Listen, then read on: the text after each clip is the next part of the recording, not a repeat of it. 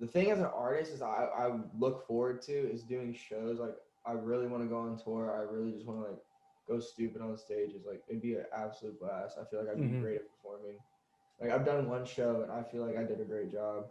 Hmm. Um, I was hyped the whole time. Like it's just so much energy. Like when you with Yeah, people. I remember seeing videos for it. I think you looked really natural on there, and you look natural in a lot of your videos as well. It's one of the things that I noticed. Like other people that we know that kind of have tried to start this, they don't have this natural sort of performer feel about them. But for whatever reason, you've got that like that vibe about you that you Yeah. seem comfortable up there. Except for my first music video, I don't know what the hell. I was high as hell, and I was down in Richmond. It was my first video, my first song I recorded. So I was like, I don't know what I was doing. But after that, I like got a decent idea. Mm. Yeah. After Well, that, what was it like when you performed live? it was a small venue, very small venue downtown. There was maybe like 30, 40 people there max. Hmm. But I had this dude, and he was in charge of the show, and he owns a studio in Fredericksburg too.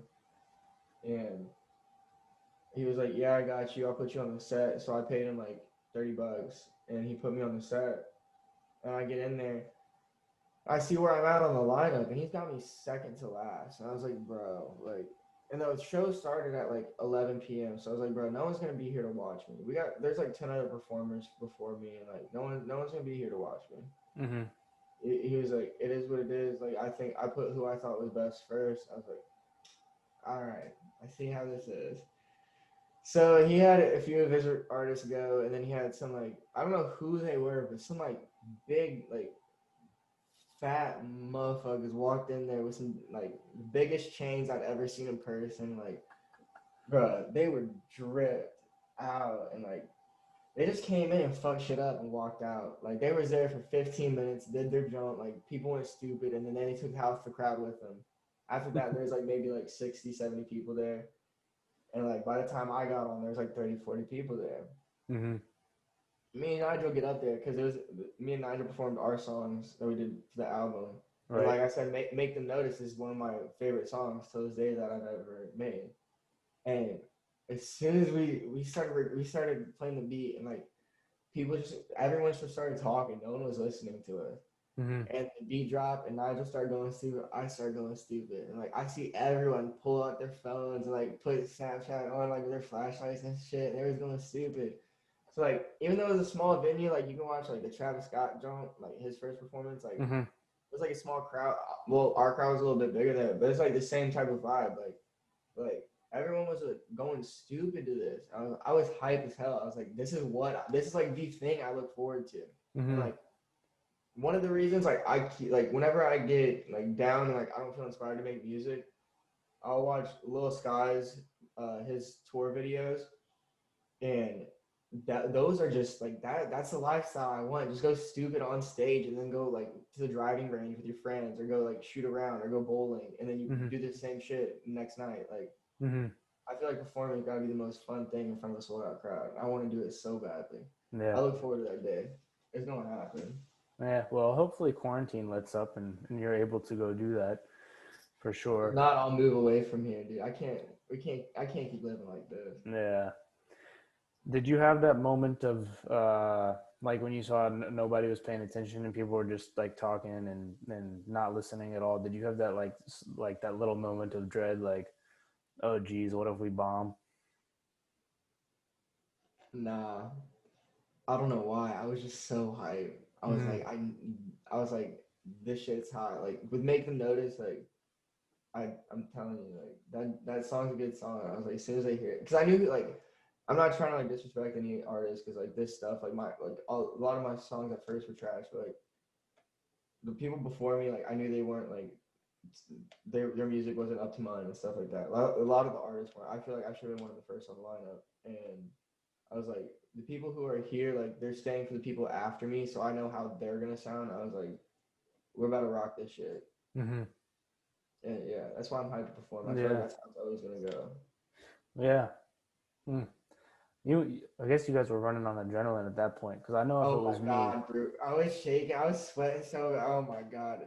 I can't tell you how bad I was sweating. because I know if it was me, and I noticed that like that first second where people weren't like paying attention, I'd have been like, but No, the only thing I did worry about, I was like, I swear to God, Brandon, if you crack this first note, we gotta walk straight out. Because whenever I'm hyped, like I try to like hit way too high. Like I mm, missed the note completely, go way too high. And mm, if I was like, if I didn't calm myself, I was gonna, I don't know it was gonna sound terrible. yeah, that's wild though. Anyways, it's like I think being on a stage like that and performing, like obviously I've not done that, but I feel like that's like a special sort of experience. Like I hear comics talk about it often, like that feeling that you get when you go like slay. It's like Mhm. no other feeling that you ever get.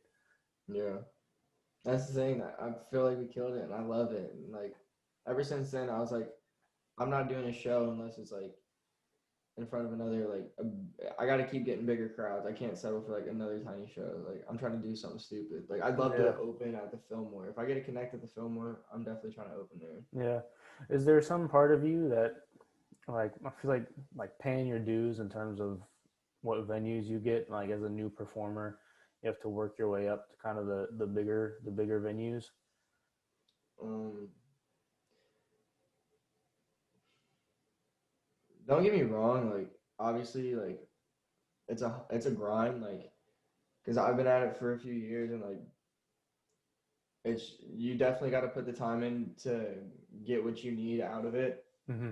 But in terms of like time wise, paying your dues, I think that's a little crap. Like Yeah. I think like because there's a lot of people who have been at it for 10 years who are around here, and like I believe like my stuff, like I believe a lot of music around here doesn't compare to my music, and like when I say that again, I'm not trying to be cocky. It's just like I believe in my music that much, and like I hold my music to that standard when I'm working Sure. on it. Like I will not settle for like my music being anything less than what I can make it, and Hmm. um yeah, I mean, yeah, I would do smaller venues, obviously, but like I'm not trying to pay to perform again, obviously. Yeah, Um, yeah. but yeah, smaller venues and stuff. Like I'd love to do like a 200 people venue, so something like that. Like how I do house parties, obviously. Like people pay for house parties, and like I don't care how many people are house parties, Hmm. honestly. Because house parties, everyone's gonna pay attention if you got a performer at a house party. Yeah, But for sure. but yeah, I mean like people always talk about like you got to stay down, you got to pay your dues, and obviously that's true. You can't sit there and try to rush it because then like your thoughts will get ahead of you. You'll get discouraged on like you not being where you want to be, but you also I don't know. I feel like I said the time. I'm not talking about time when I put time into it. It's hours in the day rather than days out of the week.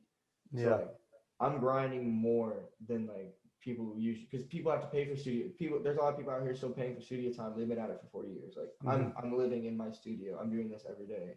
Yeah. So I feel like I've paid a lot of dues. Like I've dealt with ridiculous amount of bullshit when it came to this music stuff, and like I don't know. That's Yeah, I why mean, I like you definitely yeah. put the grind in, right? You got your landscaping stuff like we were talking about earlier. You definitely put the grind in to make it happen.